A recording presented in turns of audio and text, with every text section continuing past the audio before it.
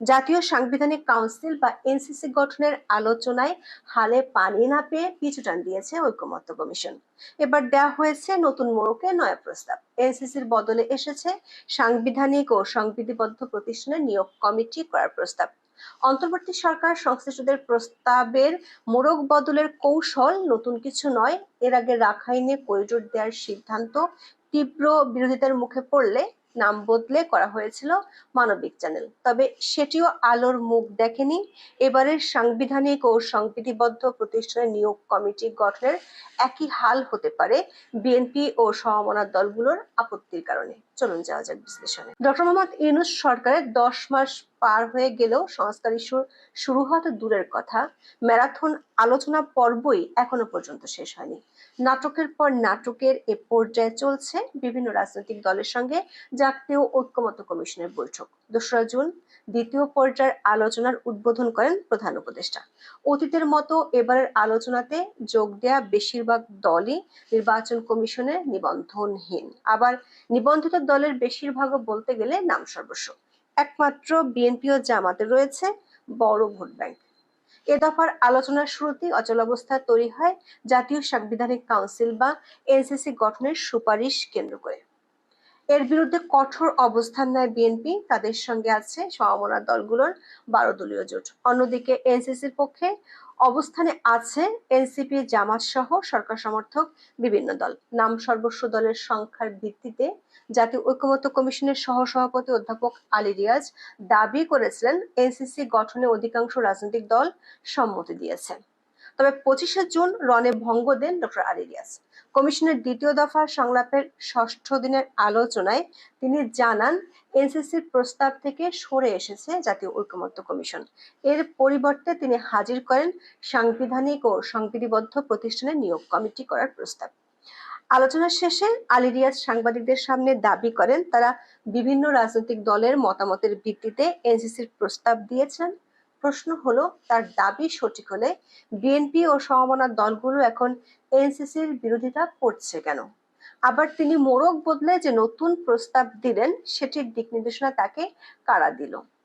BNP সহ বিভিন্ন বাম দলের বিরোধিতার কারণে প্রশ্ন উঠেছে, আলী রিয়াজের কমিশন কি নিজেদের ইচ্ছা মাফিক প্রস্তাব দিয়ে সেটি গেলাতে চাইছেন, নাকি জামাত ও এনসিপির মতো সরকার সমর্থক দলের ইচ্ছাই প্রকাশ পাচ্ছে কমিশনের প্রস্তাবগুলোতে? আগের মতোই আলী রিয়াজের সংশোধিত প্রস্তাবে একমত হয়েছে জামাত, তবে বিরোধিতা থেকেই পিছু হটেনি বিএনপি ও সমমনা দলগুলো। অচলাবস্থা এতটাই জটিল যে আলী রিয়াজও স্বীকার করছেন, এনসিসি জটিলতা শুরু না হলে পরের আলোচনা শুরু করা সম্ভব নয়। বিএনপি সাব জানিয়ে দিয়েছে, এনসিসি বা এর আদলে কোনো ধরনের ব্যবস্থা তারা মানবে না।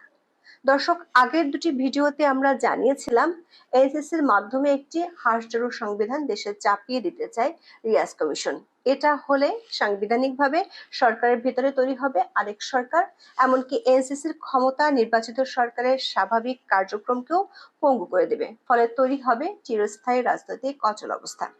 এনসিসির হাতে সরকারকে নিয়ন্ত্রণের ব্যাপক ক্ষমতা থাকলেও এনসিসির দায়বদ্ধতা নিশ্চিতের কোনো বিধান রাখেনি রিয়াজ কমিশন।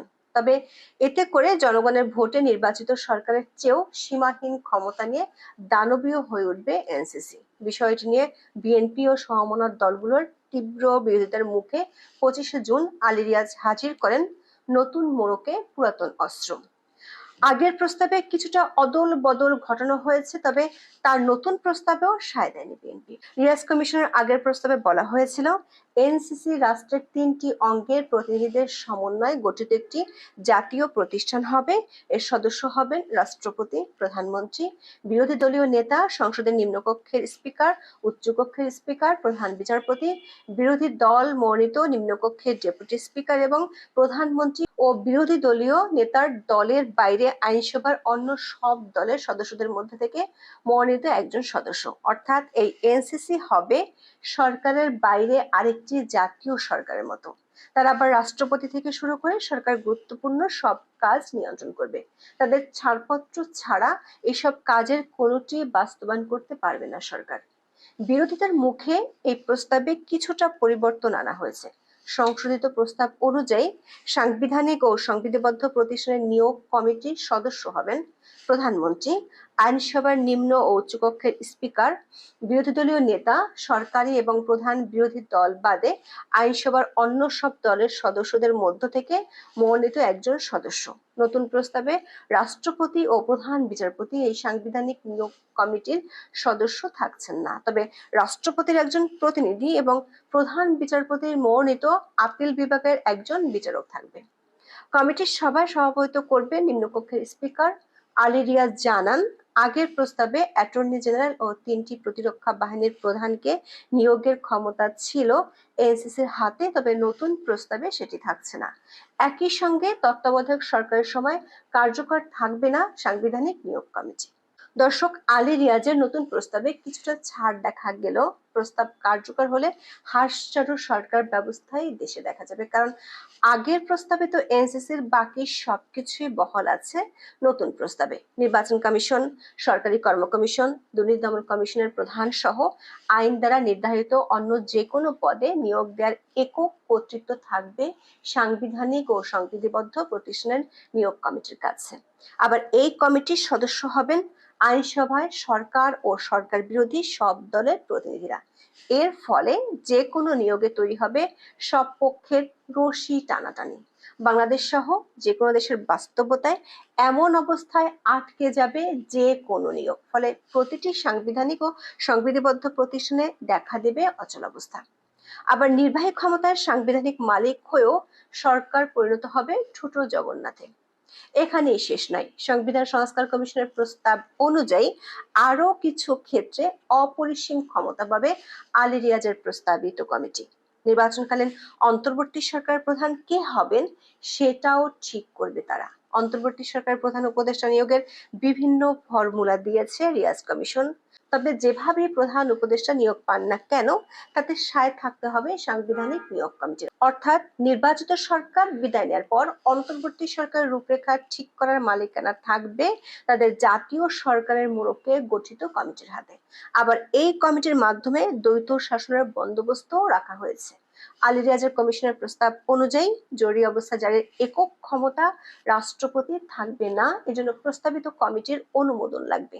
এমনকি জরুরি অবস্থার সময় নাগরিকদের কোনো অধিকার রদ বা স্থগিত করা যাবে না, নাগরিকদের আদালতে যাওয়ার অধিকারও রদ বা স্থগিত করা যাবে না। প্রশ্ন হলো, নাগরিকদের সব অধিকার বহাল রেখে জরুরি অবস্থা জারির প্রয়োজন কেন পড়বে? স্বাভাবিক কারণে এমন অদ্ভুত রাষ্ট্রবিজ্ঞানের বিরোধিতা করছে বিএনপি। দলের স্থায়ী কমিটির সদস্য সালাউদ্দিন আহমেদ 25 জুন জানান, নির্বাহী ক্ষমতার কর্মকাণ্ড বাধাগ্রস্ত করে বা ইন্টারফেয়ার করে এমন কোনো ব্যবস্থাকে তার দল মানবে না। সাংবিধানিক প্রতিষ্ঠানগুলোকে শক্তিশালী না করে শুধু নির্বাহী বিভাগের ক্ষমতা সব জায়গায় কমিয়ে সরকার বা রাষ্ট্র পরিচালনা কখনো সম্ভব নয় বলেও জানান তিনি। এমন অচলাবস্থায় কেবল সরকার সমর্থক জামাত ও নাম সর্বস্ব কিছু দলের সমর্থন পাচ্ছে ঐকমত্য কমিশন।